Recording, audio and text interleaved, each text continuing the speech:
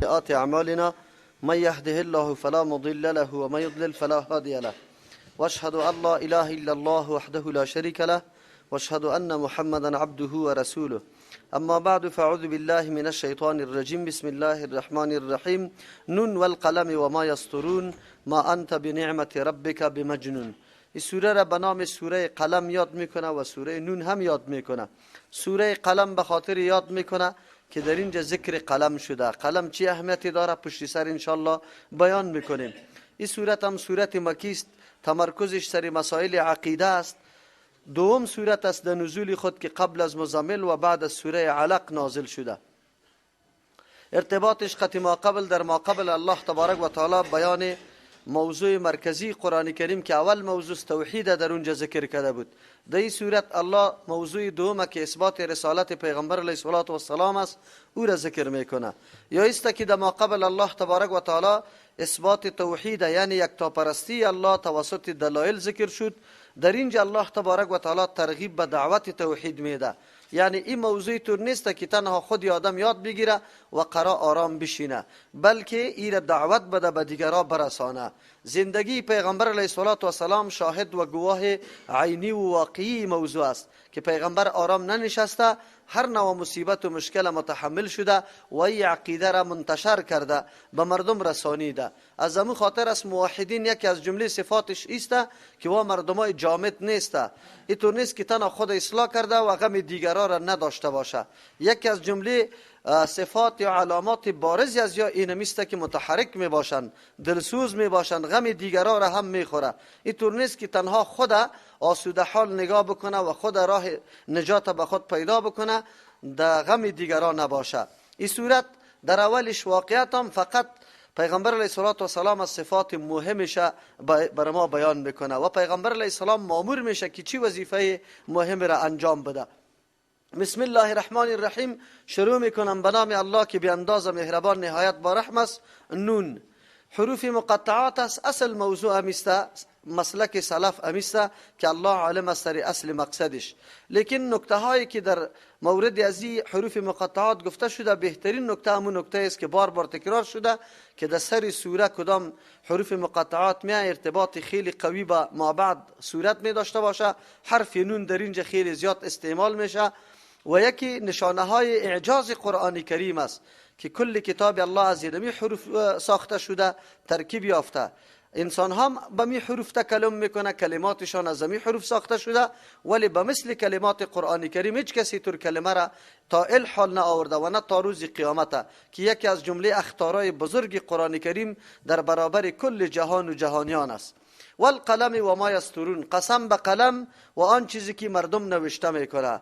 الله تبارک و تعالی قسم سری قلم میخوره. در مورد قسم گاهی وقت قسم به این خاطر خورده میشه که موشه شاهد میگردانه الله سری اعمال انسان، سری خود انسان.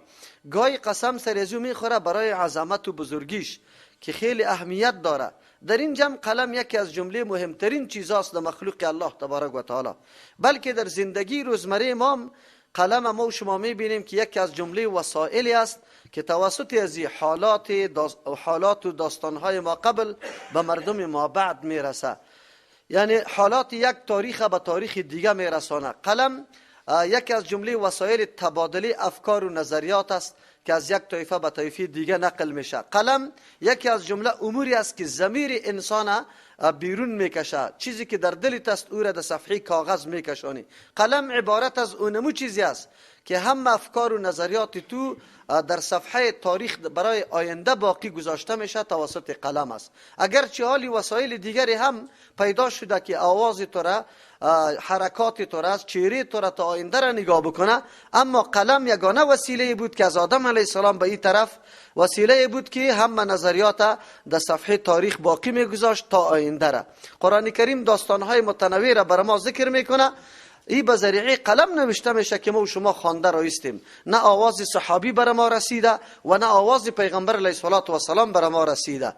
مهمترین چیز که واقعا منضبط است، سرش اعتماد قوی میشه، همین قلم بود که صحابه که محدثین کرام زحمت کشیدن، تعلیمات پیغمبر علیه السلام بند کردن توسط قلم در کتابای مدون و او کتابا به شکل منضبطش بدون از اینکه کم و کاست در صورت بگیره تا آخر عمر اینی طور باقی گذاشته میشه. معلوم شد که قلم در مخلوقات الله تبارک و تعالی حیثیت برازنده داره و از طرف دیگه اشاره به این میکنه که انسان به قلم نباشه، هر چیز در قید تحریر خود دراره. بعضی اوقات ذهن انسان توانایی از این نداره که همه مسائل برداشت بکنه. یگانه چیزی که امو نکته های جالب برای تو نگاه میکنه او نمو قلم است. عالم در ترجمه قرآن کریم یادتان باشه همیشه یا کتابچه یا در قرآن کریم هایی که بیاض داره او امرایتان باشه خوب است. بعضی اوقات در اثنای ترجمه خیلی نکات مهمی میاد که حتی در تفاسیر هم پیدا نمیشه، به خود انسان هم در اول ابتدا معلوم نمی باشه. الله تبارک و تعالی گاهی میکنه در قلب انسان موضوعی را میپرته که او موضوع باز بیان میشه. ما میتونیم توسط همین قلم امون نکات برازنده را قطع خود بیرون نویس کنیم و نگاه کنیم و خیلی وسیله بزرگ است، چرا که باز کسی که ترتیب داشته باشه در موضوعات خود حتی صفحات کتابچی خود موضوع بندی میکنه. مسئله فقه را در موضوع فقه نوشته میکنه، عقیده را در عقیده نوشته میکنه، موضوع سیاسی را در سیاست نوشته میکنه، فرهنگی را در ورق فرهنگی نوشته میکنه. او کسایی که اینطور انضباط داره و خیلی پیشرفته است. هر موضوع را که در هر حالت از پیش سوال میکنی هیچ جار و جنجال برش پیدا نمیشه. از امو خاطر است که آل مؤلفین و مصنفین میبینه و بسیار تلاش میکنه، فهرست خیلی دقیق جور میکنه به خاطر که برای یابنده یا کسی که مطالعه داره او سرگردان نشوه، دلتنگ نشوه. هر مسئله و موضوع در دسترس برش قرار بگیره خیلی آسان. پس قلم بر ما واضح شد که چه اهمیت بزرگی داره. حتی در سرنوشت خود انسان قلم خیلی رول مهم داره. و ما یسترون، آن چیزی را که نوشته میکنن. دیم الله تبارک و تعالی قسم یاد میکنه که قسم به قلم و آن چیزی که مردم نوشته میکنه. واقعیت است که نوشته ها متفاوت است. یکی نوشته است که علیه اسلام است. امروز ما میبینیم کتاب ها و مقالات و رساله های هستند که بر ضد اسلام نوشته میشه، افکار مردم خراب میسازه، تشویش به مردم پیدا میکنه، شبهات به مردم پیدا میشه. او طایفه ها یا قوم هایی که علیه اسلام دشمنی داره آشکارا او خب بر الله گپ است. اما درد آدم به این میه که کسی که خود عالم و نماینده دین بگیره و بعد از او کتابی را نوشته میکنه که اجنا و سازگاری با قواعد اسلام، با قانون اسلام، با کتاب الله و با سنت رسول الله نداشته باشه، این بسیار مهم گپ است. از همون خاطر قلم دو قسم نوشته میکنه، نوشته خوب و نوشته خراب. نوشته که تو در قبر آمستی خب پشت سر ثواب برات میرسه، کتاب نوشته کرده که واقعا سبب راهنمایی مردم میشه. و قلمی که نعوذ بالله نوشته کرده که سبب گمراهی مردم میشه، که عذاب برات میرسه، امی قلم است.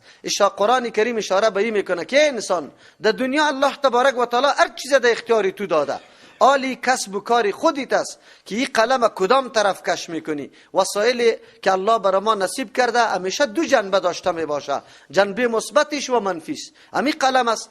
تو اگر علیه اسلام نوشته کردی خودت تباه کردی، اگر با کمک اسلام نوشته کردی خودت نجات دادی. دیگه وسایلم اینمی قسم حالت داره، اگر او موبایل است، اگر او تلویزیون است، اگر او کامپیوتر است، اگر او لاسپیکر است، اگر هر چیزی است و جنبه مثبت و منفی می داشته باشه. الله بری تو انسان اختیار داده که همیشه از پهلوی مثبت استفاده بکنی و متوجه ازی باشی. از او خاطر الله تبارک و تعالی قسم یاد میکنه که و ما یسترون، آن چیزی را که مردم نوشته کردند. یقینا یک نوشتن از این قرآن است و مردمایی که کتاب الله را نوشته کرد، صحابه کرام و مردمایی که تعلیمات پیغمبر بند کردند، مدون کردند، با سند بر ما نوشته کردند. شما ببینید این را به خاطر میگه که این قرآن نوشته شد به امر پیغمبر علیه السلام. پس از او خاطر پیغمبر در هر وقت و زمان تا قیامت که قرآن تلاوت میشه نوشته میشه پیغمبر شریک است. پشت سر بر ما امید دلیل پیش میکنه که این لک لاجرا غیر ممنون، اجر و پاداش پیغمبر قطع نمیشه، این سلسله دوام داره. چرا؟ کل تعلیمات دین پیغمبر به ما رسانده، خود توسط قلم رساند. صحابه را امر کرد نوشته کنه، وحی می آمد، کاتبین وحی نشسته می بودن، پیغمبر برش فرمان میداد فلان آیت در فلان سورت در فلان مقام نوشته کنه.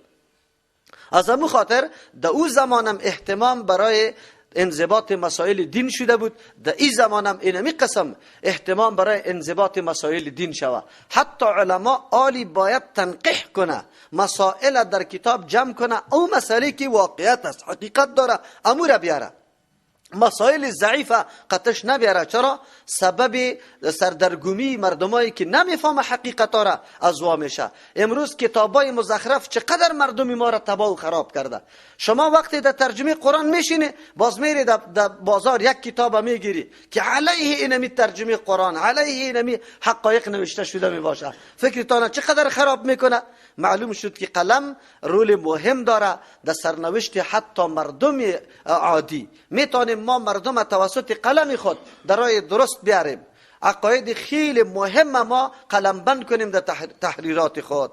از امو خاطر یکی از جمله کاستی های خودی ما امیسته که ما این چیز در تالی را نوشته نکردیم و این انشاءالله آینده تصمیم میگیریم، چرا که این گپ خیلی مهم است.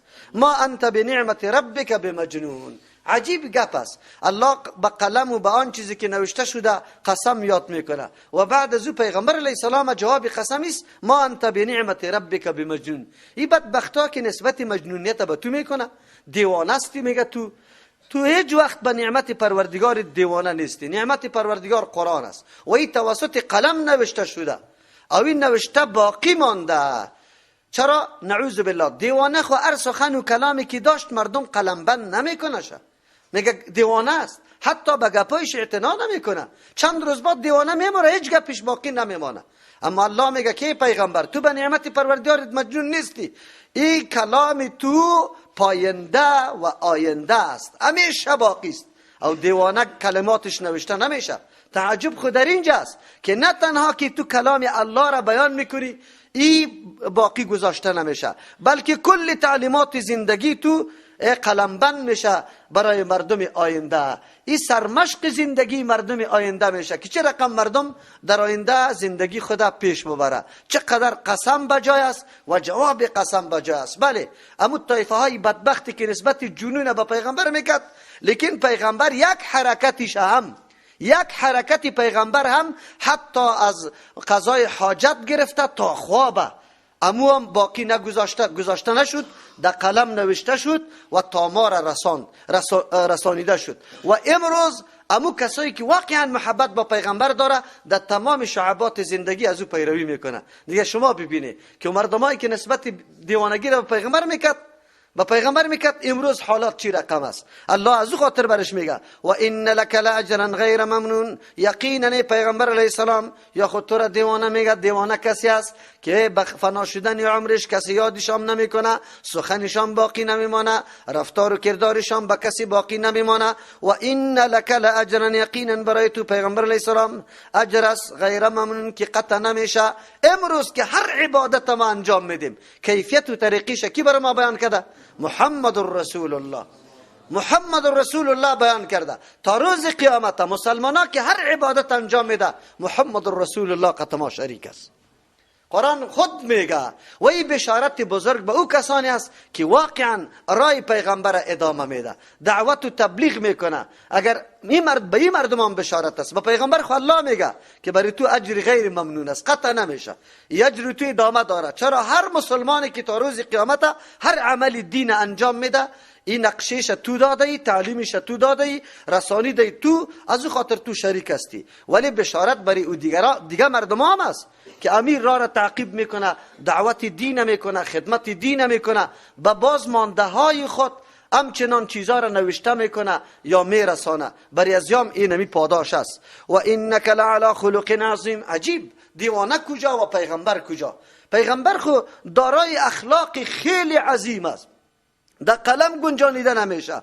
طریقه زندگی پیغمبر علیه السلام مکمل طریقه دین بود. اخلاق خلق میگه خوی و خصلت که در انسان وجود داره، روش و طریقه عملی تا به نام اخلاق یاد میکنه. با کدام نظام که تو پابند هستی او را به نام خلق یاد میکنه. الله در سه معامله، روش پیغمبر، عمل پیغمبر، خوی خاصیت هایی که در وجود پیغمبر است و با کدام نظامی که پابند است، کلش عظیم است. از او خاطر خلقین گفته، یعنی تو به اخلاق خیلی بزرگ چیستی پیدا کرده شده، آفریده شده ای. حالی چطوری مردم بدبخت این کورات تو را مجنون میگه؟ نمیدانن. اصلا ما پیش براتان گفته بودم فلسفه مجنون گفته نیست. هرگاه یک کسی یک عمل انجام بده که کلی مردم یک عمل انجام میده، یک نفر دیگه طرف کلی مردم برش میگه دیوانه شده. دیوانه امور میگه که خلاف روش مردم کار میکنی و هر پیغمبر خلاف روش مردم کار کرده، قوم برش دیوانه گفته. تو امروز اگر خلاف روش مردم کار میکنی، در نوروز قطشان نمیبرایی، برای تو دیوانه میگه چقدر دیوانه آدم است. پشت سر آمده رایسته.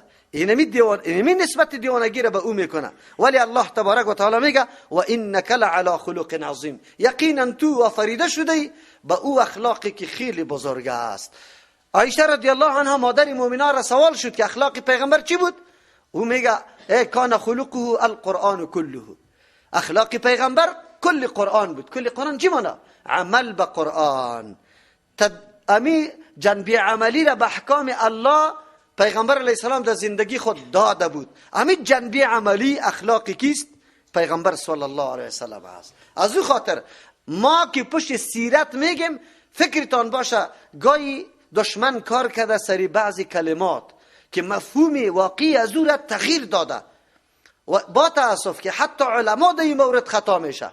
یعنی اصلی مفهوم باقی نمانده. دین میگیم، اصلی مفهوم دین نمیفهمیم، بس دین عبارت از عنعنات خود میگیریم، حالا که دینی طور نیست. کلمه خیرات استعمال میکنیم، ذهن ما فقط در دیگبار کردن میره، حالا که خیرات خود نمیگه. خیرات هر امر نیکی که در قرآن و حدیث ثابت باشه او را خیرات میگه.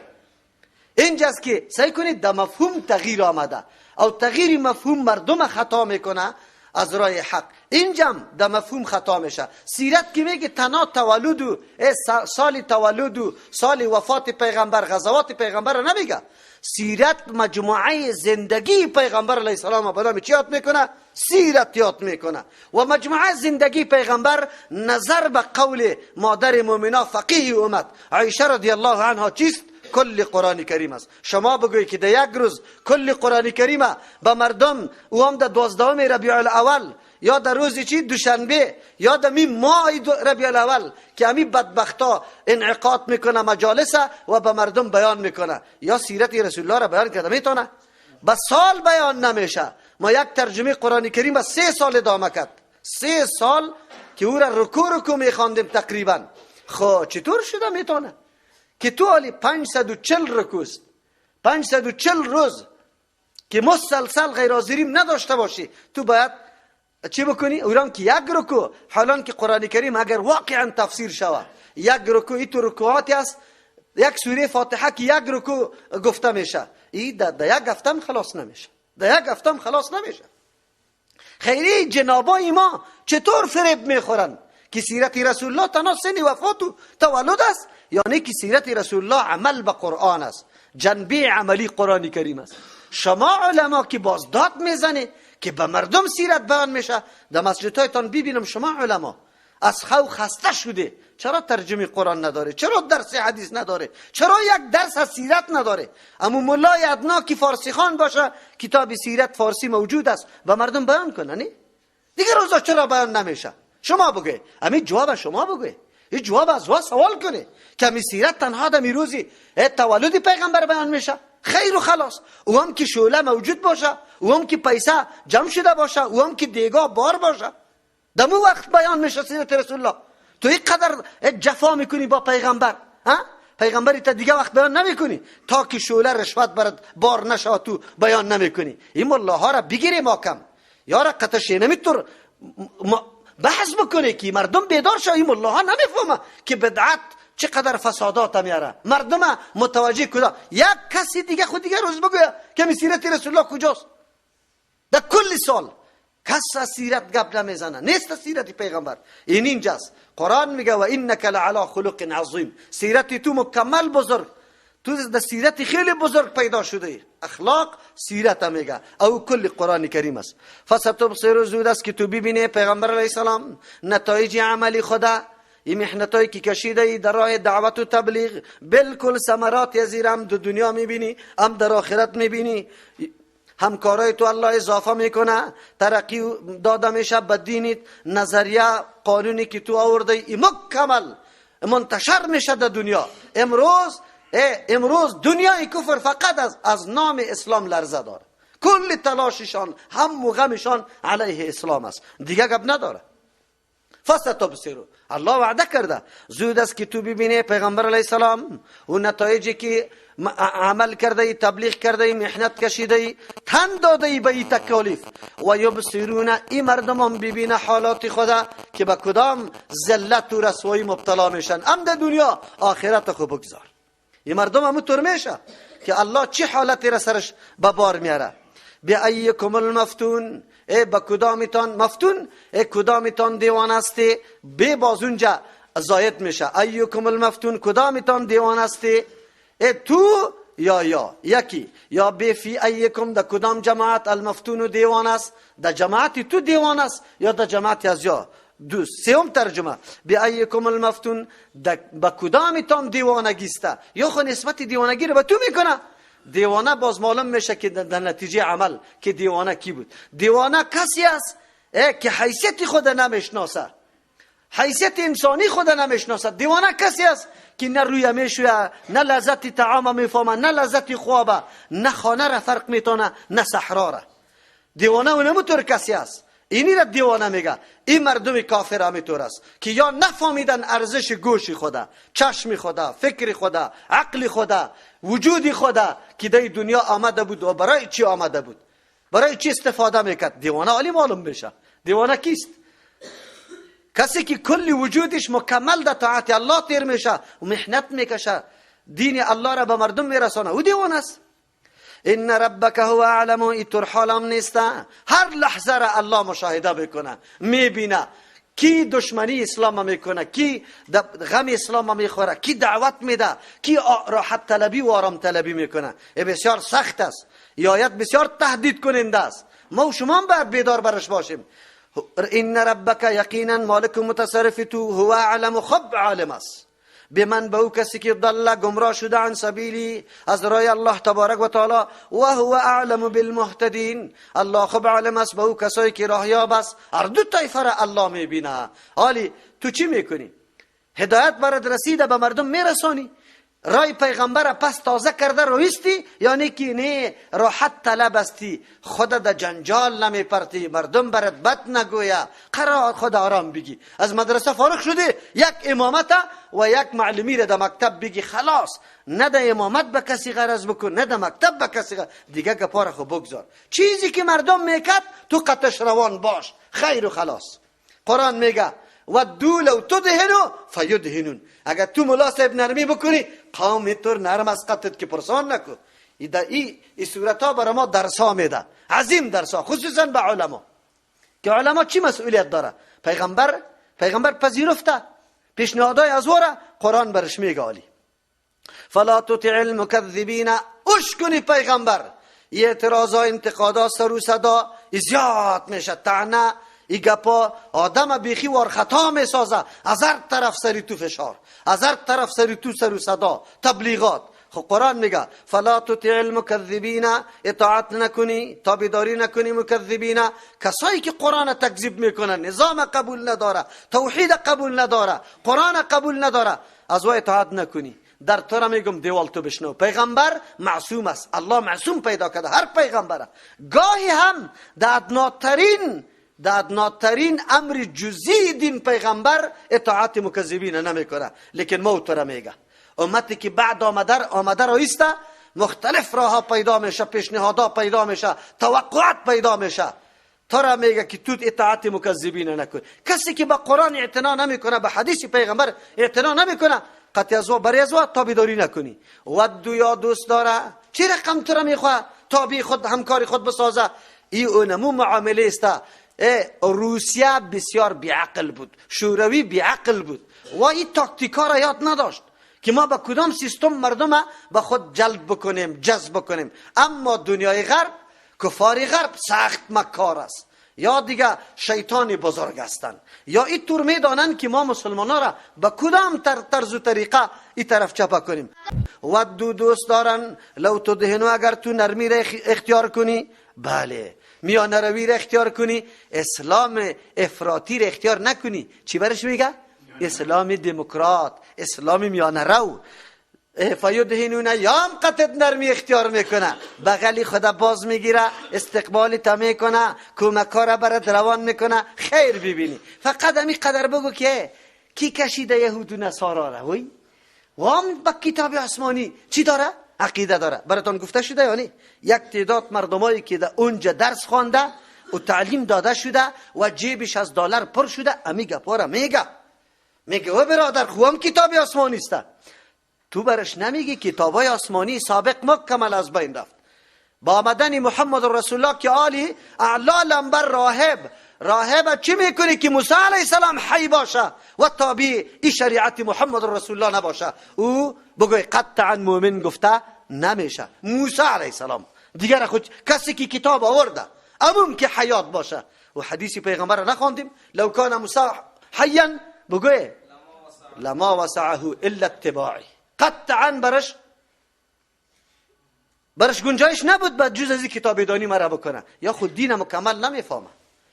چقدر عالی ببینه که کدام دین بگیریم. نوروز آمدنی است، مردم فیشن کرده رویسته، اتباع پیغمبر میکنی یا اتباع زردشت؟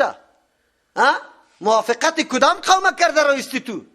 ودو لو تدهنو، یا دوست دارن که تو نرمی کنی. در بعضی مسائل قطع شریک شوی. ملاهای ما در هر معامله مردم صرف به خاطر از اینکه ما منافع سیاسی را ورداریم. تو ده مراجعه کو به دینیت، به شریعت پیغمبر مراجعه کو که حالا پیغمبر برای تو چی فرمان داده؟ جنابی وزیر، جنابی رئیس، جنابی صاحب پارلمان. منافع سیاسی را در نظر نگی، منافع دین الله را در نظر بگی. مردم خطا نکو. ترا دو جماعت میبینه مردم میگه اوه مسلمان است. اینا بزرگای ما در اونجا دیده میشه. همین ملاها نرفتن، در مجلسایشان شریک نشده، قطعشان معامله نکرده. قرآن برای کی میگه؟ پیغمبری کار میکنه؟ کلا قطعا نه. با ما او تو میگه که دعوای تابعداری پیغمبر داری. ودو لو تدهنو. مداهنت چی را میگه؟ امروز نامش جناب ملا صاحبا حکمت مانده، امروز نامش جناب ملا صاحبا معقولیت نام مانده. این حکمت میگه. ما از حکمت کار میگیریم. کل بدعتا را قطعی قوم شانه به شانه روان است. الی اسقاط میکنن، ختما را میخورن، چیستا سوم و چهارم و چلی و پنجم کرده را ایسته و میلاد قطعش قطعی یک جای میکنه. اما خیلی متقی مولای ما امی قدر است که روز میلاد از این مسجد میره بدر میگه من قطعان نیستم، امی قدر خیر و خلاص. شما هر چی که میکنی ما ضرور کار برام پیدا شده، در خانم زنم مریض است، جناب مولا صاحب بیگه پاره میزنه. بیا از قرآن یاد بگی. این کتاب الله با کی بیان میکنه؟ ما تا کی همینطور مداهنت بکنیم؟ هماهنگی موافقت با قوم. اگر تو خدا نرم کردی یا قطعت نرم است، بالکل نه، دستی تم بوسا میکنه، در جای توصیفی تم میکنه. خب مولای مذهبی است، اینطور مولای مذهبی است، در کل بدعتا قطع شریک شد. نه چی میگی؟ او طور مولاسته که پرسان نکو، مولاسته که پرسان نکو. افسوس است که افغانستان کور است، نه مولا شناخته میشه. یقین بکن دمی افغانستان، ما ایران مونده که مسازنده را چطور انتخاب کرده میتونه وارا چطور انتخاب میتونه؟ اگه این ملت ما دیده میخو کور است، خو چیز تفکیک کرده نمیتونه که چی گپ است. امروز قطع مزوسته. بله مولا صاحب نرمی کو قطع قوم قطع نرم است، خوش است پیشید. گاهی همه دینمی مسجد 50 سال مولایی کو، خو یقین بکو اگر تو را بکشه 50 سال. من مولای را خبر دارم که 20 سال میشه. چند سال؟ 20 سال میشه. خود در 20 سال دعا بعد از سنت به هیئت اجتماعی میشه، او لفظ ترجمه قرآن و درس حدیث میزنن. برای شما یک دفعه ببینید این سنت رسول الله کی عملی میشه، این دین الله کی به مردم گفته میشه. 20 سال تیر کرده. ودو لو تدهنو، یا دوست دارن تو خطش نرمی کو فیتینون، یا هم قطت نرم است. خو مولای موحد یک روز در سر منبر رد شرک بکو، توسل بدعی را رد کو که سبا تو اونجا هستی یا نه. باز میبینم تو را که اونجا امامت میتونی یا نمیتونی. برو. خب بله او وقت میتونی که اگر چی بکنی؟ لو تدهنو، اگر تو نرمی بکنی. الله تبارک و تعالی پیغمبر همینطور گوشزد میکنه فلا تطع المکذبین ودو لو تدهنو فیدهنون. اگر تو یک کمی نرمی بکنی، با تار عاجز نگویی، بگویی که خیر است، پروان نداره، مصاب دین خود حساب دین خود، یا گاهی هم دو دشنام نسبتای بد به تو نمیکنه. شاعر مجنون برات نمیگه. خلیکن الله چی میگه؟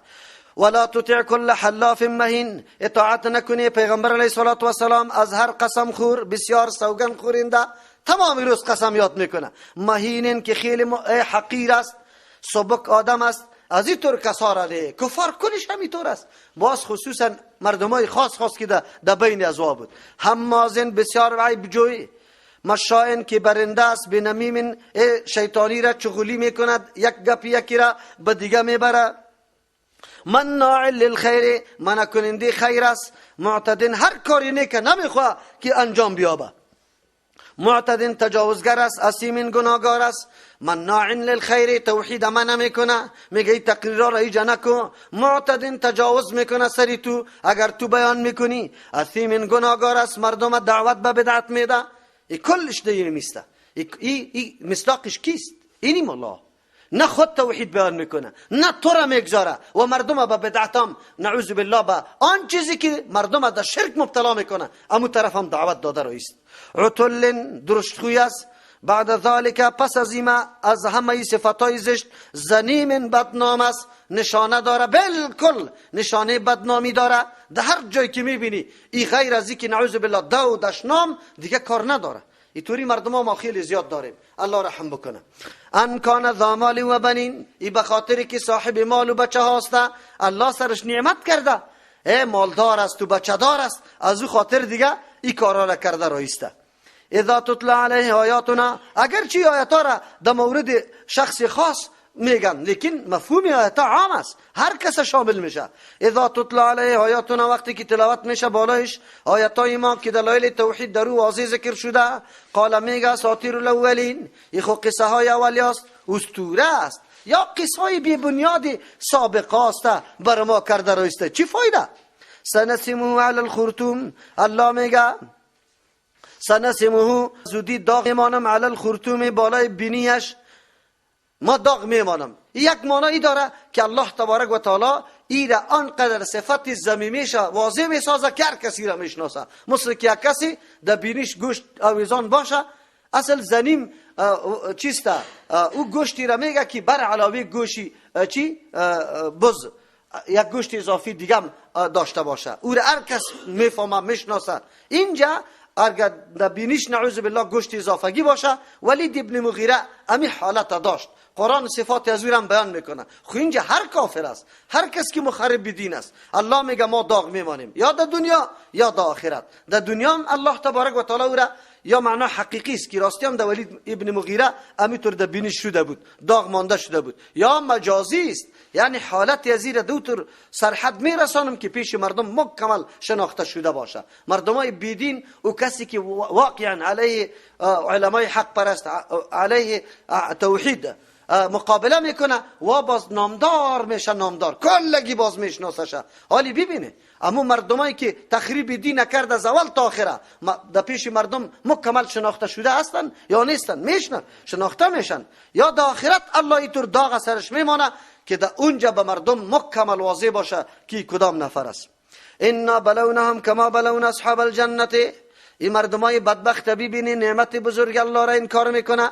قرآن آمده محمد رسول الله وره مربی، محمد رسول الله وره معلم صلی الله علیه و سلم، لیکن این مردم انکار میکنه، تلاش میکنه، مشوره میکنه، پٹ در بین خود میشینه، مجلسا میکنه و میگه که چی رقم پیغمبر از بین ببریم، چی رقم دسیسه جور کنیم که دعوت ازی از بین بره. الله تبارک و تعالی کوششای از یاره، محنتای امی کفاره علیه پیغمبر علیه السلام تشبیه میده به کوششای اونمو صاحبای باغ که و باغ میوه دارشان بود و میخواستن میوه را پت شب بیچینه و به هیچ کسی نده و اینمی مقصد کرده بود و مانع خیر بود و نمیخواستن آن چیزی که الله برش داده بود شکرگزاری کنه به مردم بده. خو الله تبارک و تعالی باغشان سوزانید، هیچ چیز در دستش نامد. اینمی رقم الله بهترین نعمت بر از یاد داده بود. قرآن بهترین موقع بود برشان، فرصت بود که یا دعوت بپذیره، لیکن یا شب و روز تلاش کردن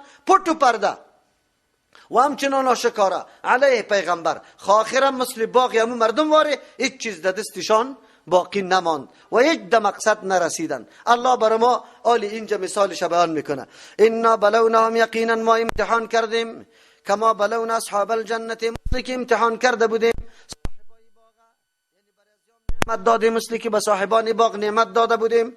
اونجا نعمت مادی بود، جسمانی بود، هر کس مشاهده میکرد. اینجا نعمت معنوی است. قرآن آمدن عقیده حق یا نعمت های معنوی است. عیناً حیثیت باغ داره. باید ایره روزانه اینمی باغ بیاری میکردن. خب که در ثمر میرسیدن به دیگران میدادن. چقدر خوب. الله قرآن روان کرد پیغمبر دمی مجمع اهل مکه اگر یا باغ بیاری میکرد، همین نعمت معنوی که دین پیغمبر بود ایره رشد میداد و خود نماینده های دین جور میشد، به مردم میرسانید. مثل صحابه واره چه مقام و منزلتی را کسب میکرد. یا صاحبان باغ واره و گفتن که پشت شو بریم که خب پخته شد که فقیره از پیش ما نگیره. رفتن که جای است و جولا نیست، هیچ کدامش نیسته. الله میگه این مردم هم همینطور است. همونطور حالت سرش آمد. پیغمبر علیه السلام یک دم مامور به هجرت شد، جای باقی ماند و پیغمبر علیه السلام نه. نعمت بزرگ الله انتقال کرد از اهل مکه، یا دمود تاریکی و جهالت و بدبختی خود باقی ماندن. هیچ به دستشان دیگه چیز نامد. این عظمت، این مقام، این منزلت الله نصیب کی کرد؟ اهل مدینه، انصار. این بدبختا خود نمیفهمیدن که الله کدام نعمت بزرگ بر ما داده بود. باید پرستاری دین میکرد، اشاره میکنه کدام مسائل که پیغمبر بیان میکرد، عقیده، توحید، بحث، کل اخلاق، مسائل، اعمال، احکام، کلش حیثیت چی بود داشت؟ بگوید درختای میوه‌دار که در یک باغ است، رقم و هر کدامش مورد نیاز انسان است. مسائل دین عیناً همین درختای میوه‌داری باغ است که در هر کدامش علایده ما نیازمند هستیم. اگر یا انتشار میدادن، ایره قوت میدادن، ایره کمک میکردن، چقدر از این باغ استفاده میکرد. نه تنها خود بلکه به مردم چقدر میرساند دینه. ولی الله تبارک و تعالی یا خود نخواستن یا بخیل شدن، نعوذ بالله، یا خواستن از همون خاطر ایمان هم نآوردن. میگه ما هستیم دیگه کس باید به منزلت ما نرسه. قرآن امور برای ما بیان میکنه. انا بلوناهم، یقینا ما امتحان کردیم. یک معنا همیسته کما بلونا اصحاب الجنت، امتحان به دادن نعمت کردیم امی اهل مکه را. پیغمبر در بینشان روان کردم، قرآن روان کردم. کما بلونا اصحاب الجنت، مثل که ما امتحان کرده بودیم اصحاب باغ. در یمن بود، در اونجا یک باغ بود، پدرشان خوب آدم بود. زمانی که زنده بود اونمو باغ وقتی که میرسید فقرا را آواز میداد که بیایی که امروز میوه باغ چینده میشه. کل محتاجین یا کسایی که میوه نداشتن از این باغ استفاده میکرد. زمانی که پدر وفات کرد این جنابا ما بین خود مشوره کردن، پدر خو یکی بود، نیاز و قدر نداشت، ما خود چند نفر هستیم، یک باغ به کی میرسه؟ کلی قوما را جمع کنیم، خودی ما زیاد عیالداری داریم، بیاید دیگه این مردم خبر نمیکنیم. الله تبارک و تعالی گفت رزق ما میدم یا شما؟ تا که پدرتان هم بود خوامی هنوز یک پدر اضافه بود شما بوده، الله میرسانید. حالی به فوت پدر خو هنوز نفرا کم شد، لیکن این تصور غلطه کردن. شیطان اینمی قسم انسان خطا میده و همینطور دستور گرفتن. این مردم هم همینطور بودن. خو عرب در اون وقتی که در عقاید جاهلیت بوده، بدبخت بوده، الله براتون باز هم عزت داده بود، در هر جای احترامتان به خاطر کعبه میشد. امروز که دینی حق آمده ایره شما نمیپذیری. بانیشان چی بود؟ ما را باز مردم چی میکنه؟ اختطاف میکنه، ما سر ما حمله میکنه، ما که این نظریات بیاریم. الله میگه عجیب، آلی خود تاییدتان توسط دلایل حق شده. سابق سنگ پرستش میکرده، آلی الله را پرستش میکنه. چطور؟ در وقت قابل عزت باشه آلی نیسته؟ برای ما و شما هم درس است. تا دین روزه که در عقیده باطل بودی، خب غرور داشتی، غیرت داشتی، هیچ از کسی ترس نداشتی، حالی که عقیده حق برات آمده، حالی تو باید بترسی؟ نه، حالی خب مسئله دلیل پیدا کرده، از هیچ کس چشم نزن، بس مرد وارد میدان استاد شو، اینی گپم است، اینی کارم است، اینی دلیلم است، کس سر من انتقاد نمیتونه. خلاص اگر این دلیل شما نمیپذیره، بنگ برالا اعلان کنی که ما این دلیل نمیپذیریم، قرآن و حدیث قبول نداریم. اون وقت باز ما قطعتان میفهم که ما چی کنم قطعتان. امروز او گپ نیست، در اونجا هم میتور است. دوم ترجمه انا بلوناهم، ما عذاب دادیم یارا، کما بلونا اصحاب الجنت، مثل که عذاب دادیم صاحبای باغ. که خیلی طمع توقع داشتن که از این باغ چیزی منفعت بالا کنه، لیکن ما عذاب آتش سوزان روان کردیم که باغ مکمل خاکستر گشت. اینمی قسم اینمی کیا اهل مکه همینطور امید داشتن، پیغمبر امین میگفتن، لیکن وقتی که دعوای نبوت کرد، بیان توحید کرد، یک دفعه گفتن که وای وای وای ما رضاهای ما در تو بسته بود، تو خیلی نیک آدم بودی در بین ما، آخر تو هم موتور شدی. امروز هم به شما موتور نمیگه چقدر خوب بچه بودی. ما بسیار طمع داشتیم که از تو یک چیزی نفع بر ما برسه، رفتی یک قدر آرزوهای ما را در خاک یکسان کردی، وابی شدی. فرد آسان گپیسته، وابی شدی. ما قومای ما بر ما چی میگفت؟ ما یک قدر امید به تو داشتیم مولوی صاحب که رفتی در عمر در منطقه ما مولوی تیر نشده بود، آخر آمدی این گپا را پیدا کردی بر ما. نمیگه که ما خود امی سابق علم بود، قرآن ترجمه میشد، درس حدیث موجود بود، آیا این گپی که ما میکنیم سند و دلیل داریم یا نداریم؟ این گپا نبود. الله همونطور برای ما بیان میکنه. از اقسموا لیسرمنها، در آن وقتی که قسما خوردن، لیسرمنها که خامخا قطع میکنه امی میوه باغ، مصبحین در وقت صبح، قبل از اینکه طلوع فجر شوه در صبا داخل شده یا مکمل خلاص کرده باشد. ولا یستثنون یا استثناء نمیکردن، ولا یستثنون استثناء نکردن، ان شاء الله نگفتن، یک معنی. دوم، لا یستثنون سبحان الله نگفتن، باید میگفتن که سبحان الله، سبحان الله. دیگه ولا یستثنون استثناء نکردن، خارج نکردن فقرا را که یک چیزی که حسی فقرا سوره ما جدا کنیم، این را جدا نکردن. قرآن علی میگه فطاف علیها طایفون، بیامد در شب بالای باغ طایفون گردباد، چیزی که گردش کنه و از بین ببره یک چیزه. طایف امو عذابی را میگه که از طرف شومیه، من ربک، از جانب پروردگاری تو، و هم نایمون، در حالی که یا خواب بودن. فاصبحت کالسریم، گردید میوه های باغی از یا کالسریم، مثل میوه های دروشیده واره. فتنادوا مصبحین، آواز دادن یکی دیگه خدا در وقت صبا، یعنی طلوع فجر نشده بود، وقت صبا، اینمی وقت پسشوی یا تهجد میگه، آخری ششم حصه شبه.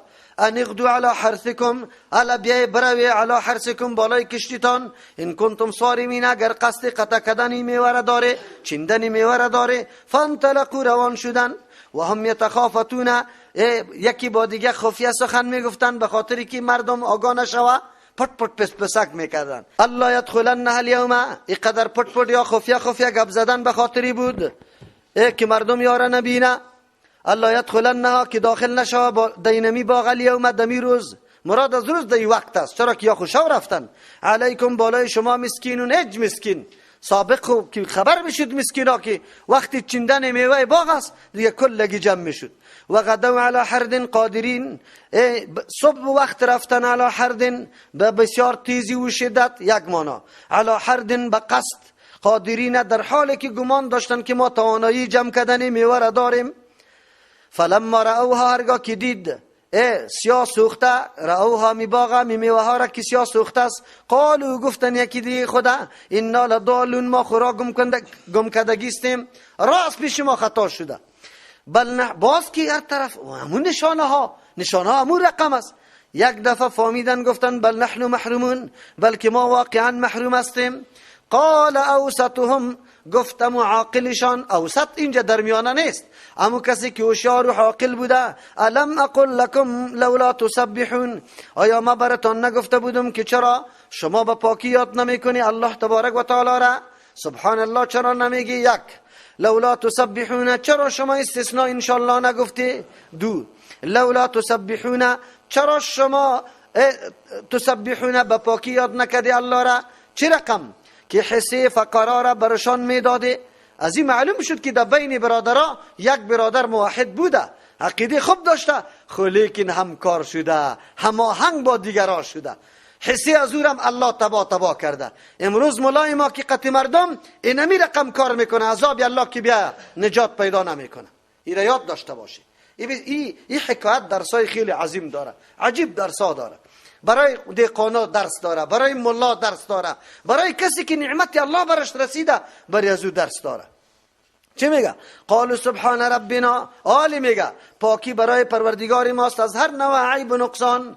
ما نمیتونیم، ما الهی غلط میکردیم که میگفتیم قدرت داریم میریم میچینیم. انا كنا ظالمین، یقینا که ما ظلم کردیم. فاقبل بعضهم، قاعده همیسته در وقتی فایده هیچ کس حیات نمیکنه، در وقتی تاوان یکی دیگه بگوی ملامتی را شروع میکنه. فاقبل بعضهم، روبرو شدن بعضی از علی بعض، بالای بعضی دیگر را. یتلاومون، که یکی دیگه خدا ملامت میکرد. یکیش میگفت من شما را گفتم که سیف قراره بده، دیگهش گفت من گفتم که پدر کی کدام طریقه داشت اموره باید ما عملی کنیم. دیگهش گفته بود کیسایی که ما براتون ما خو قبول نداشتم تو مرا وادار ساختی. قالوا، گفتن یا ویلنا، ای وای بر ما، انا كنا طاغین، یقینا که ما از حد تجاوز کردیم. عسى ربنا، امید است که پروردگار ما یبدلنا خیرا، که عوض بده چیزی که هیچ چیز نباشه در عوضش دیگه چیز داده شو ابدال میگه. یکی تبدیل است که ذات شی موجود باشه صفاتش تغییر بده. خیرا، بهتر من هذه باغ. انا الى ربنا راغبون، یقینا ما به سوی پروردگار خود راغبون، میل داریم، رجوع داریم. كذلك العذاب، اینمی رقم از عذاب دنیا. ولعذاب الاخرت، و عذاب آخرت اکبر، خیلی بزرگ است. لو کانوا یعلمون، کاش که می دانستند که عذاب آخرت بزرگ است، مخالفت نمی کردن، اسبابی را کار نمی بردن که مستحق عذاب آخرت نمی شدن.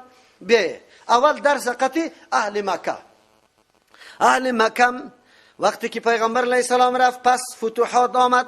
در بین مکه مردمای هوشیار که سابق گفته بود، در مجلس ها می گفتن که به الله قسم سخنی که پیغمبر میگه سخنی بشر نیست، حق میگه و برای ما و شما کدام گپاره میگه. این توصیه ها میشد. لیکن چی چیز وادار بود که یا نمی رفتن، قبول نمی کردن؟ ننگی بیجا که من دین پدرای خدا ماندنی نیستم. ابو طالب همونطور نرفت، حقانیت دین پیغمبر را نمیدانست. ابو جهل خود در مجلس اقرار کرده، ولید ابن مغیره خود اقرار کرده. کلی از همی سردمدارای کفار میدانستن که دین حق است. ولی چی باعث بود؟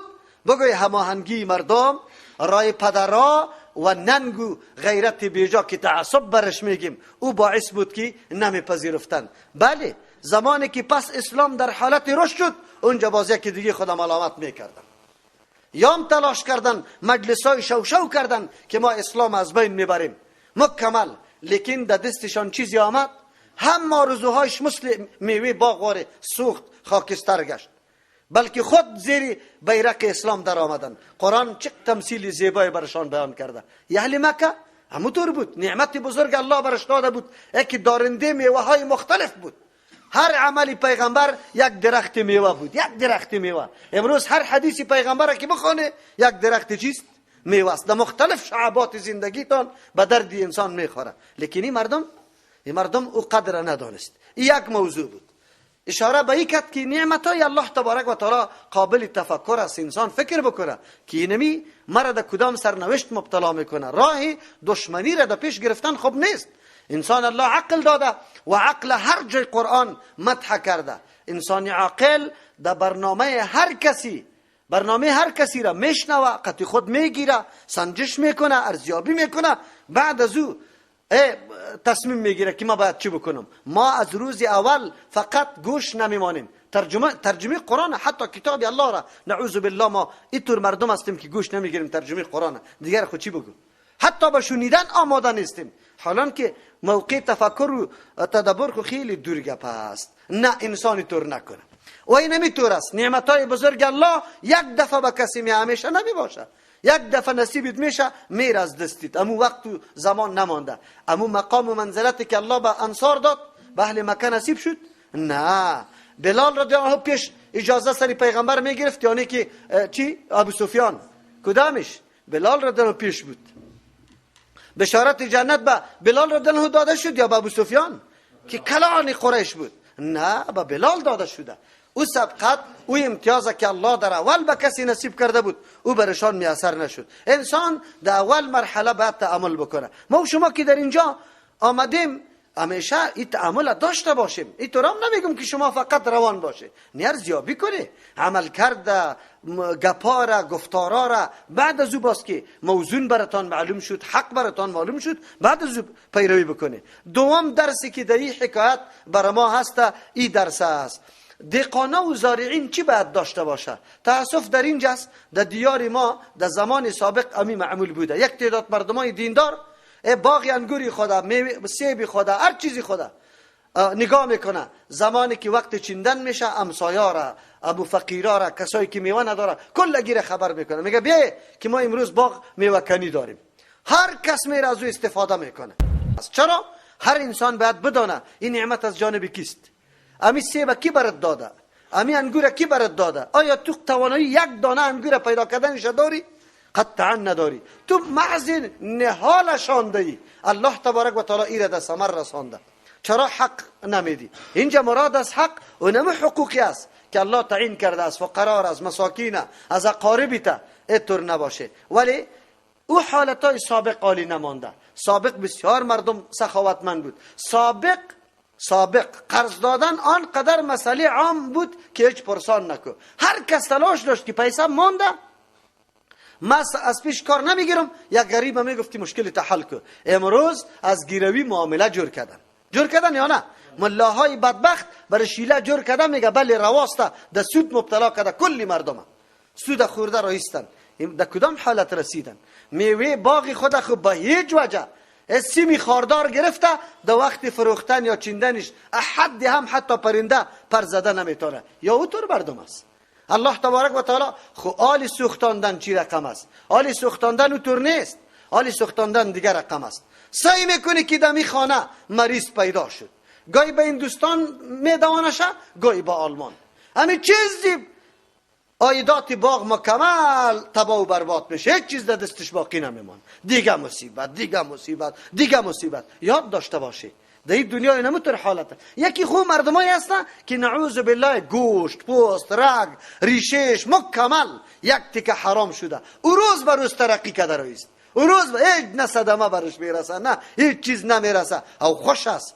خبر نداره که الله مهلت میده، پشت سر میاد بخیر. این مهلت میده و یک دفعه میگیرشه. در ساعتی میگیره که حتی موقع وصیت کردن هم برش چی میشه نمیرسه. خیرت بود فلانی در فلان جای سکته قلبی کرد، ولا فشار داشت، ولا اینطور داشت، حتی موقع کلمه گفتن در زبانشان نصیب نمیشه. این حالتا میاد. به این حالتا آدم خوش نباشه. زندگی خدا موافق کتاب الله برابر کردن این مهم است. دیگه درس عظیم در اینجا بر ماست. امی مردم چی کردن؟ سعی کنه انسان در وقتی که ضرر برسه یکی دیگه خدا ملامت میکنه، وگرنه ملامت کلشان بودن. چرا؟ تصمیم گرفتن بالای یک امر خراب. الله نتیجهشان خراب کرد. امو کسی که توصیه کرده بود او سالم باقی مان یا از بین رفت؟ او هم حقی از او هم از بین رفت. از امو خاطر است که پیغمبر علیه السلام میگه در کدام قومی که اونجا گناه میشه و مردم مانع نمیشه، الله عذاب چی میکنه؟ مجموعی روان میکنه. چرا؟ که ترکی نهی عن المنکر کرد یا امر بالمعروف کرد. از او خاطر او هم داخل است. دیگه موضوع برای ما معلوم شد. خب این مردم ها این کار کردن، چی حالی برای تلافی و تدارک این کار چی کردن؟ دستی ندامت بالای عملی خود، واضح کردن امو عمل ناشایسته خود و بعد از او رجوع به سوی کی؟ الله تبارک و تعالی. هر انسان اینی قسم دوچار دسیسه شیطان میشه، اینی قسم خطا میشه، در تصمیم خود غلط میکنه، حتی بعضی اوقات مجموعه افکار خطا میکنه. خروزی که برای تو حقیقت معلوم میشه باید بگردی. امروز رسم و رواجای غلطه که ما نهادیم با توسط قرآن رد بالای رسم و رواج ما شد، توسط حدیث. حالی نگو که مجموعه مردم یک جای شده این کار وضع کرده خدا بیرون نمیتونم. نه، خدا بیرون کو. این مردم دست رجوع به الله کردن، گفتن که انا الی ربنا راغبون. ما واسه کی؟ پروردگار خود میل داریم. ما خطا کردیم. انسان توبه بکشه. حالات در دنیا خو این حالت برد رسید، در آخرت برد نرسه. این تبایی برد رسید، در آخرت این تبایی را نمان.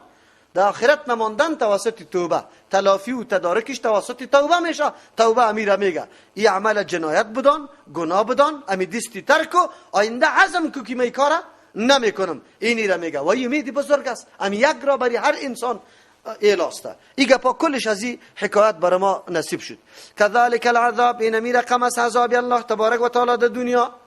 گاهی بعضی مردم ها را جزای گناهشان در دنیا هم الله میده، ولی عذاب الاخرت خو انسان نبینه که در دنیا عذاب دید یا ندید. ولی عذاب الاخرت، عذاب اخرت اکبر و خیلی بزرگ است. دنیا عذابش فانی میشه، از بین میره، لیکن عذاب آخرت بزرگ است. لو کانوا یعلمون، کاش که میدانستن. معلوم شد که علم سرچشمه تمام خوبی هاست. همه نیکبختی ها سرچشمش علم است. هر جایی که انسان دوچار بدبختی میشه از روی جهالت، گناه هم که میکنی جاهل از عاقبت و انجامش هستی، انجامش نمیدونی گناه میکنی، خبر نداری که چقدر انجام زشت داره، ناگوار داره. اما علم بصیرت که به انسان پیدا شوه و درک میکنه که اثر مرتبه سریزی چیست. ان للمتقین عند ربهم، یقینا برای کسانی که متقین هستند. اینجا متقین فرمان برداری دستورات الله تبارک و تعالی، مامورات الله را بجا میکنه، از منهیات خود منع میکنه. عند ربهم، به نزد پروردگارشان، جنات النعیم، باغهای نعمت هاست. افنجعل المسلمین، الله علی فرما میبینی شما در دنیا دو طایفه ها زندگی میکنه. یکی مردمایی که پابند حدود الله نیست، مقررات و قوانین الله نیست، هر چیزی که دل میخواه خواهش داره هر طرف تاخت و تاز میکنه، میروه، میرقصه، میخوره، خواب میکنه. هر رقم مردم است. یک مردم است مسلمین است، مکمل تسلیم به امون نظام و مقررات الله، پای خود بیرون از اون نمیمانه. شما فیصله کنی هر دو با هم برابر است. افنجعل المسلمین، آیا ما میگردانیم مسلمانان را کل مجرمین؟ شما جواب بگوی. قرآن همیشه مخاطبینه از جا سوال میکنه، به خاطر که خود ده هوش بیا، از ضمیر خود جواب ارائه کنه که کدام جواب همیشه داده میتونم. هیچ وجدانی را گفته نمیتونه که مسلمین کل مجرمین باشه. آیا یک آدم نیکوکار و گناهکار با هم برابر است؟ یک آدم مالت دزدی کرده، یک آدم تعرض سری اولادت کرده، سری زنت کرده، سری مالت کرده، یک آدم نجات داده، بچه داد آتش میفتاد و او از دست گرفته. این هر دو شخص با هم در پاداش در احسان برابر هستن؟ چی معامله را قطعش میکنی؟ یک وجدانی را جواب گفته نمیتونه که بگه که برابر هستن. کسی هم نه. قرآن امیره میگه پس او کسی که مکمل عمر خود تسلیم مقررات الله کرده، وقتی نماز شناخته، مسئولیت خود شناخته، رزق خود شناخته، از کجا بخورم، چطور مصرف کنم، چطور سخن بگویم، کلش به احتیاط، و یک نفر هیچ پابندی امور نکرده، یا برابر نیستن. مالکم، چی شده شما را؟ یعنی کدام دلیل عقلی برای شما وجود داره؟ کیف تحکمون، چه رقم فیصله میکنه که کافر و مسلمان با هم یکی باشه، این نتیجه یکی باشه؟ اگر شما بگویی که بله ما مردم نمی رقم گیا میشیم، گیاواری همینطور چی خاک میشیم، خاکستر میشیم، دیگه گپ نیست. این بسیار دور از عقل است. یکی قدر پابندی که دیگه اینطور سرکشی اردو بازیش نتیجه نداشته باشه. ام لکم کتاب، دلیل عقلی خود نداره، خیر بیاره کتابه. ام لکم کتاب، آیا است برای شما کتاب، فیه تدرسونه که در او شما میخوانه، یکی به دیگه تعلیم میده که در اونجا گفته باشه که شریک امرای الله تبارک و تعالی است، نعوذ بالله، یا همون دین و نظامی که شما پیروی میکنی او را حقانیتش گفته باشه. ان لکم فیه، که در او کتاب برای شما امو چیزی باشه، لما امو چیزی باشه، تخیرونه که شما پسند میکنه، هر چیز که خودتان میخواهی اونجا در او کتاب براتان گفته باشه که اجازه است براتان پیش کنه. نه دلیل عقلی داره و نه دلیل نقلی. ام لکم ایمان، سوم چیز، آیا هست برای شما قسما علینا، بالای ما، تعهدار از ما گرفته، قسم از ما گرفته، بالغتون الی، که رسینده باشه الی یوم القیامت، تا روز قیامت شما را. اینطور قسما و تعهدات داره که تا روز قیامت هر چی میکنه از ما گرفته باشه، که ولی هر چی میکنه پروا نداره. ان لکم لما تحکمون، که یقینا برای شما آن چیزی است که شما خود فیصله میکنه. همینطور است. کدام تعهد از ما گرفته که هر چیز خود فیصله میکنه، همون درست. این تعهد گرفته که تا روز قیامت شما را اجازه داده باشه. سلهم، سوال کس پیشان، ایهم بذالک زعیم، کدامی از یا بینمی گپ ذمه‌وار است. این ذمه‌واری را میگیره که بله بر ما آن چیزی است که خودی ما فیصله میکنیم. نظام دموکراسی است، بر ما اینطور اختیارات داده شده که قوانین مقررات خود مقرر کنیم. این رد بالای دموکراسی لعنتی است. قرآن به ما مقررات روان کرده، قانون زندگی روان کرده، ما از خود نمیسازیم. با جز از مسائلی که مربوط نظم و نظام زندگی است. نظم و نظام زندگی سال به سال تغییر میکنه، عصر به عصر تغییر میکنه، به مردم سپرده شده. سرکا با کدام سیستم ساخته شوه، موترها در کدام لین روان باشه، چه قسم اشارات وضع کنیم، چی رقم به مردم توصیه کنیم، کدام روز رخصتی کنیم، کدام روز عمل باشه. این امور تنظیمی برای چی هست؟ کار و روزگار مردم است. دی الله اجازه داده. اما مسئله حلال حرام، مسئله عبادات، این مقرر است. مسئله جزا، مسئله جنایت مکمل مقرر است. این جنایت است، این کاری خوب است. این شریعت مقرر کرده. ما نمیتونیم، حقوق بشری را نمیتونه که اینی جنایت، اینی غیر جنایت. این غلط گپ است. قرآن میگه بیاری کدام چیز داره شما؟ یک چیزی نداره، لیکن این مردم است. سلهم ایهم بذالک الزعیم، از پیشان سوال که کدامش ذمه‌واری گپ است. ام لهم شرکا، آیا هست برای از یا شرکا کسایی که یا عقیده داره که امرای الله در نظام شریک است؟ نعوذ بالله، نعوذ بالله، نعوذ بالله. در نظام الله شریک است. چیزی که الله میتونه یا میتونه، مریض جور میتونه، اینی چیز حلال میتونه، این چیز حرام میتونه. مثل که امروز یک طبقه از مردم بیچاره و مظلوم ما در دام امچو جهال افتاده. برشان میگه دختری دیگه توی نکن، کمرش ما بسته کردیم. برش میگه اینی رقم کالا نپوش، بس من کرده. همین گپا میگن نمیگن. امروز بیچاره کلگی در دام ازوا گرفتار شده. خب قرآن میگه ام لهم شرکا، یا برای از یا شریکا هست که یا گمان داره که در نظام الله شریک هستن. فلیاتو بیارن به شرکایهم، امو شرکای خود این کان صادقین اگر راست میگن که شرکا برشان گفته. ام لهم شرکا، یا است برای از یا شریکا، فلیاتو بیارن به شرکایهم، شرکای خود این کان صادقین اگر یا راست میگن. یک دلیل خو پیش کنه، عقلی نقلی، امی یا میگن که یا میگه. ما هم به مردم عوام خود میگیم، ما مردم شما دلیل عقلی بگوی که آیا صاحب قبر حاجت پوره میتونه یا نه، مریض شفا داده میتونه یا نه، به اولاد داده میتونه یا نه، دیوانه را جور کرده میتونه یا نه. کدام میشه؟ به عقل بر ما بگوی نیسته، به کتاب به نقل بر ما بگوی نیسته. امی خودی صاحب قبر که شما عقیده اولیاء بودن و متصرف بودن نداره، اما کدام چی بیاره که وا بگوید که بله ما اینی کارا را میتونیم؟ بیار وجود داره؟ خو امروز معلوم نمیشه. یوم یکشف عن ساق، در روزی که برهنه کرده میشه عن ساق الله، از ساق الله، ساق بلا کیف الله. در حدیث بخاری رحمت الله علیه میآید در اون جمعه که الله تبارک و تعالی در روزی که از ساق خود کشف میکنه، ساق مراد از ساق الله است، لیکن صفت الله تبارک و تعالی است. ما کیفیتش نمیدانیم، تشبیه دادن نمیتونیم که مثل ساقی کی، این گپا گفته نمیتونیم. فقط صفت الله است، برای الله ثابت است. یک معنا.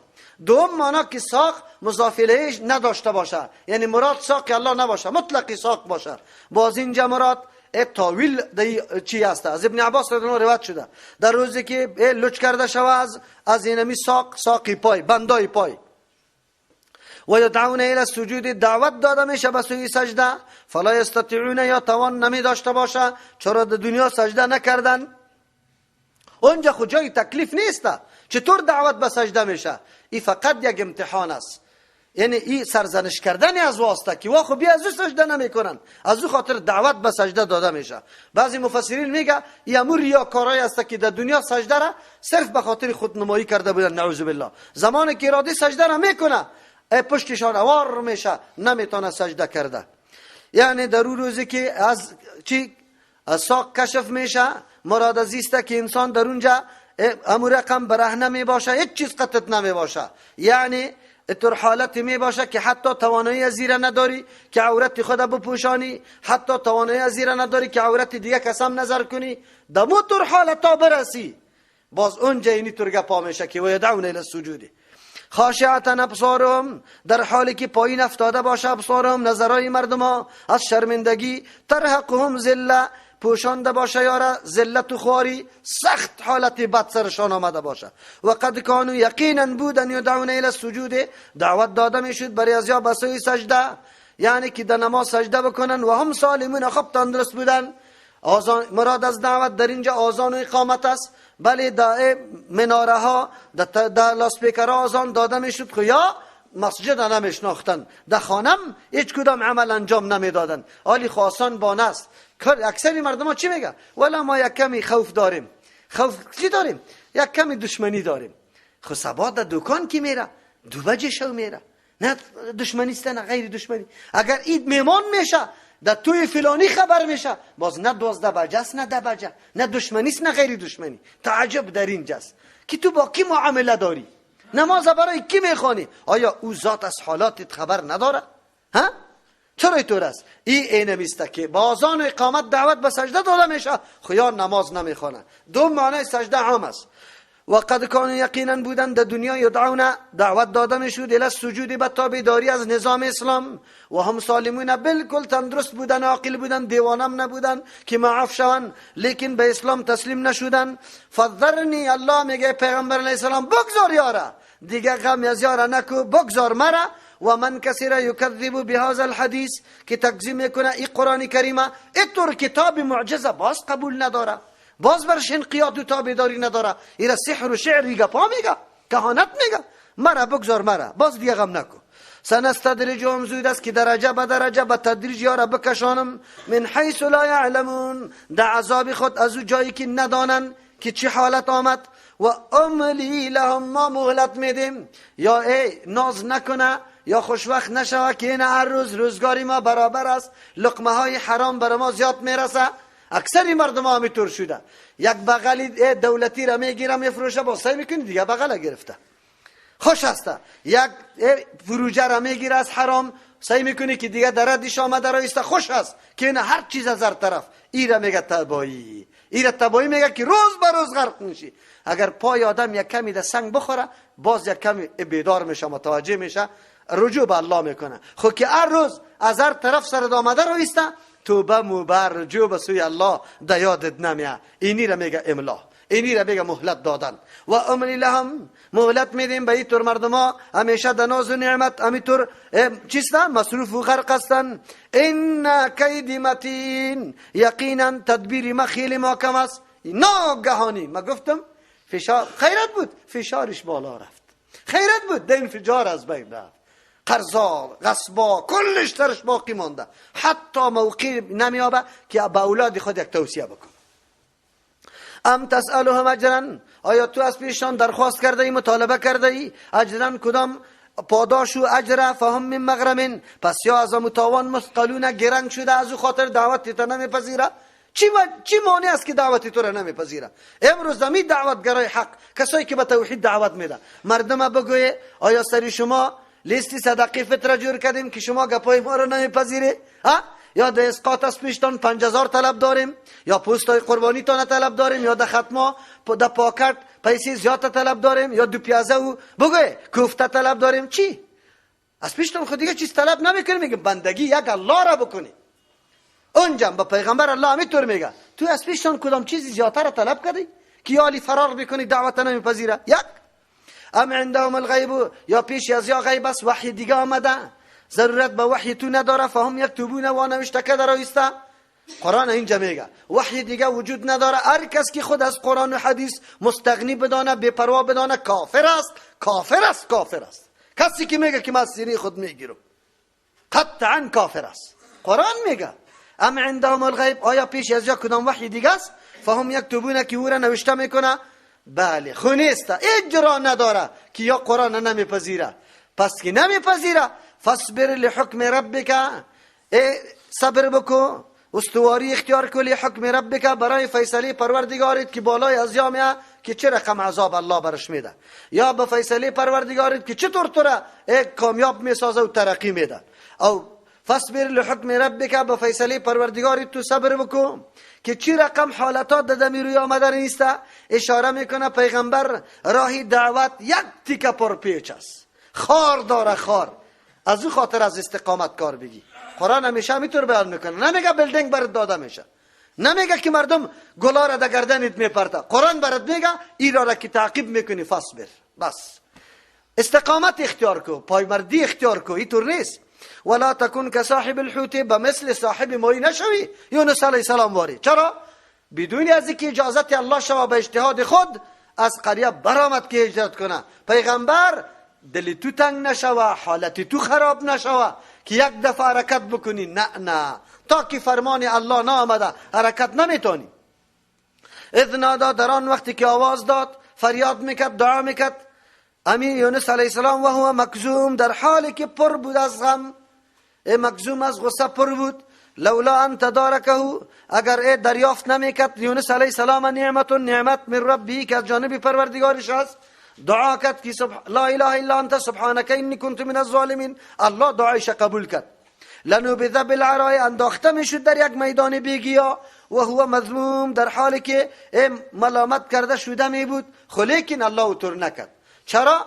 او در موقع فهمید که ما بدون اجازت الله حرکت کردیم، مناسب شان من نبود. از او خاطر شروع کرد به دعا کردن. الله تبارک و تعالی در دشت و بیابان ننداخت، بلکه در جای انداخت که در اونجا گیاه بود، درخت یقطین بود، در اونجا او سکونت اختیار کرد و اونجا الله تبارک و تعالی وجودش پس در حالت نرمال و اولی آورد. خب فاجتباه ربه، باز برگزید الله ربه پروردگارش، فجعله، گردانید یونس علیه السلام من الصالحین، از جمله او کسایی که مکمل یعنی حق الله و حق بندگان پورا کرده باشه، ما از او جمله گردانیدیم. قرآن درس میده. پیغمبر علیه السلام میگه به مثل صاحب حوت نشوی. و دلتنگ شد وقتی سعی میکرد که سری قوم عذاب نمیاد، عذاب نامد. یک دفعه گفت که آلیگه پس در قوم برم، خو من دروغگوی هستم او مرا میکشن، دعوتی ما دیگه تاثیر نداره، بیا دیگه از این منطقه برم جای دیگه دعوت بدم. خو فرمان الله نرسیده بود. هر پیغمبر مکلف بایسته که تا که اذن و اجازت الله برش نشوه قوم منطقه را اعلان نمیکنه. پیغمبر علیه السلام تا وقتی که فرمان الله نامد، مکه مکرمه را با وصفی که خود ور همراهانش مکمل شکنجه و تعذیب میشد حرکت نکرده بود. زمانی که فرمان هجرت آمد، بعد از او بسیار خوشی بود در بین صحابه کرام هم. از او خاطر یونس علیه السلام کار کرده بود. الله پیغمبر علیه السلام میگه مثل از او پرغصه نشوی، از استقامت کار بگی تو نشوه. منظور چیسته؟ تا وقتی که فرمان نرسیده ما خو میدانیم که تو مورد آزار و اذیت هستی، لیکن فرمان الله نآمده. ما تو عالمان میگه که در قومت خسته نشوی، بان دعوت داده برو، دعوت داده شده میتونه یک و دو نفر پیدا شوه. آلی خو ما الحمدلله در خانه نفر پیدا شده. هر کس هر جایی که ببینی امو سرسخترین طایفه که قطماست میبینی که در بینشان یا ناسش یا بچهش یا بیادرزادش الحمدلله یا عقیده را پذیرفته، او شب و روز محنت میکنه سری دیگرها. الله توفیق برشان بده. فاجتباه ربه، برگزید او را یونس علیه السلام پروردگارش. مراد از برگزیدن به نبوت نیست، بلکه به قبول کردن توبه، به یکی نعمت باز برش الله تبارک و تعالی داد. از او حالتی که ضعیف شده بود، از او ناتوانی الله پس او را در حالت اولی گردانید. فجعله، گردانید شد من الصالحین، از او کسانی که واقعا حق الله و بندگان الله را مراعات کرد. و یکاد الذین کفروا، قریب است که مردمایی که کافر هستند لیزلقونک، بلغزان تو را، بابصارهم، توسط نظرهای تیزی خدا، لما سمعوا الذکر، هرگاه که یا میشنوند قرآن کریم، و یقولون، میگه انه لمجنون، دیوانه است. اینجا دشمنی سرسختی کفار است که دیگر راه نداشتن برای دشمنی. چی میکردن؟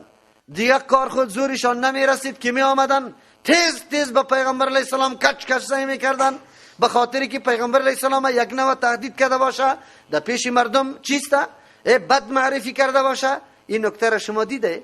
در مجلس ها شریک شده یا نه؟ یک دفعه که شهرت پیدا کنید در لقب، فهمید یا نه؟ در لقب وهابیت باز بعد از که در مجلس ها میره بد سرطان سعی میکنه. این معامله سر ما زیاد تیر شده. اینا به خاطر سعی میکنه که یکی خود تهدید میکنه، خصوصا همون مردمایی که در اون منطقه باز قوت داره. همین قماندانا که می آمد همین تر بد سعی میکرد برای ما. تو میگی این حالی سر حمله میکنه. قرآن میگه پارا میگه دشمنای حق پرستا این امی رقم میباشه، انتها دشمنیش آخر دمی نظرم قطعی تو دشمنی داره. تو به نظر قاشوازی و خوشی برد سعی نمیکنه، تیز تیز بد سعی میکنه. با پیغمبر علیه السلام اینمی معامله بود. خصوصا زمانی که قرآن کریم میگفت. عالم در ترجمه قرآن کریم که باشه که بیای بدبدسایی میکنه هم میروه، همونطور میروه. یک ترجمه است. دوم ترجمه، این بدبختا تا او اندازه را دشمنی را پیش بردن که همون مردمایی که نظر داشت، نظر کسایی که نظر میشه او را می آورد، همون مردمایی که چشم داره شما میگه اون همون را می آورد تا که پیغمبر علیه السلام شیرین زبانی و شیرین کلامیش هم میشنید و یک دم نظر میکرد پیغمبر. تا این اندازه را یا خصاصت داشتن که پیغمبر مریض شوه یک چند روز از چی بمانه؟ از دعوت و تبلیغ. سر ما که موتر افتاده بود بسیار خوشی کسی کرده بود، زیاد کرده بودن، گفت رفت خلاص شد دیگه خلاص است. نه میگه پس از جای خود خیسته نمیتونه دیگه او درس ها دیگه ادامه پیدا کرده نمیتونه. چی میشه؟ یک قدر خوشی یا دشمنای دین است. پیغمبر علیه السلام همینطور میگفت نظر ام از نگاه طب درست است، ام از نگاه شریعت. یک امر تعبدی نیست. نظر بالکل در حدیث ثابت است.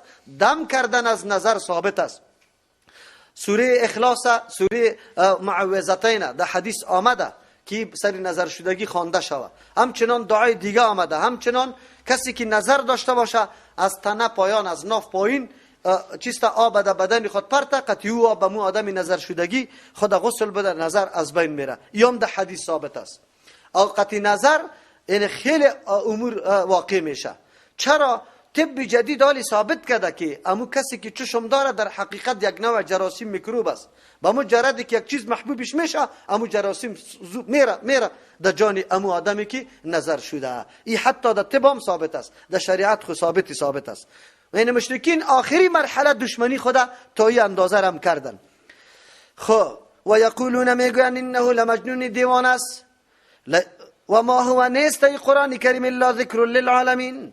این دیوانه میگه خیران چیزی که بیان میکنه دیوانگیش، نعوذ بالله. الله رد کرد. و ما هو نیست قرآن کریم الا ذکر، مگر پند و یادداشت است. نیست قرآن کریم مگر کتابی یادآوری. چی مانا؟ کتاب بیدار کننده که از همه غفلت و خوابات تو رو هوشیار میکنه، بیدار میکنه، برای تو مسئولیتی تا انگشت نما میکنه، تو را میشناسانه که تو کدام شخصیت هستی، چرا پیدا شده، در کجا روان هستی، چی مسئولیت داری. قرآن کتاب ذکر است. یک یا قرآن ذکر است، نصیحت خیرخواهی میکنه للعالمین، با کل مخلوقات، انسان است اگر جن است، با کلگی. قرآن کریم خیرخواهی هر کدام بیان میکنه که کدام طایفه در دنیا کامیاب است، در آخرت کامیاب است، چی چیز سبب هلاکت هر دو طایفه میشه. یکی و ما هو نیستی پیغمبر. چرا وا گفتن انه لمجنون، این دیوانه است. نیستی پیغمبر الا ذکرون، ذکرون به معنای ذاکرون است. نیستی پیغمبر مگر یاد آورنده است، یاد آورنده است مسئولیت های انسان ها را، یاد آورنده است مرتبه و منزلت انسان ها را، للعالمین، برای کل مخلوقات جن و انس. پیغمبر خودتر پیغمبر است که رحمتی ازی یاد دعوتی ازی به کلگی تعلق داره. او شما برش دیوانه میگی. دیوانه یک نفر هم حتی گپی مفید گفته نمیتونه، او پیغمبر معلم کل مخلوقات است. عجیب گپ. سبحان ربك رب العزة عما يصفون وسلام على المرسلين والحمد لله رب العالمين.